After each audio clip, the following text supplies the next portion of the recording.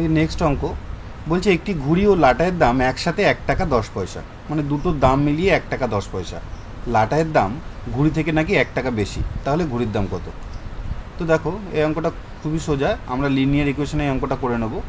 তো এখানে লাটাই ধরে নিলাম, আর এখানে ধরুন কাইট বা ঘুড়িকে কে দিয়ে ইন্ডিকেট করলাম।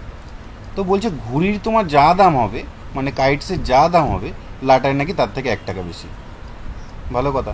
তো লিনিয়ার ইকুয়েশনে আমরা কি বলবো, যে দুজনার দাম, এই প্রথমটা লিখলাম ঘুড়ির দাম, আর তারপরটা হচ্ছে লাটাইয়ের দাম, এইটাই নাকি 1 টাকা 10 পয়সা। তো টাকায় কনভার্ট করে নিলে 1.1 হয় বা 1.10 লিখতে পারো।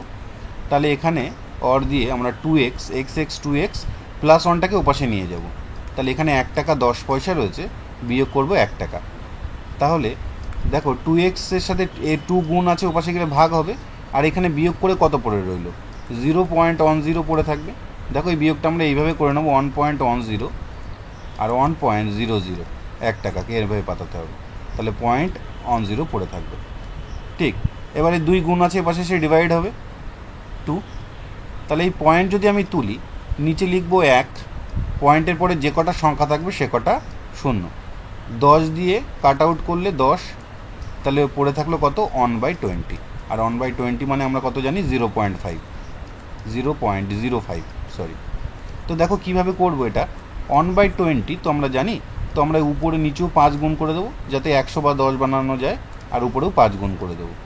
তাহলে উপরে যদি 5 হয় আর নিচে যদি 5 কুড়ি 100 হয়, দেখো 100 দুটো শূন্য, পেছন দিক থেকে দুটোর পরে দশমিক বসাবো।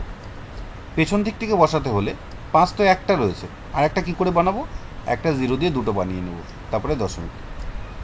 তাহলে এরকম থাকলে এটা কত পয়সা হলো, 50 পয়সা নয় কিন্তু 5 পয়সা। ঠিক, আশা করি বুঝতে পেরেছো। এই যে আমাদের অ্যান্সার 5 পয়সা।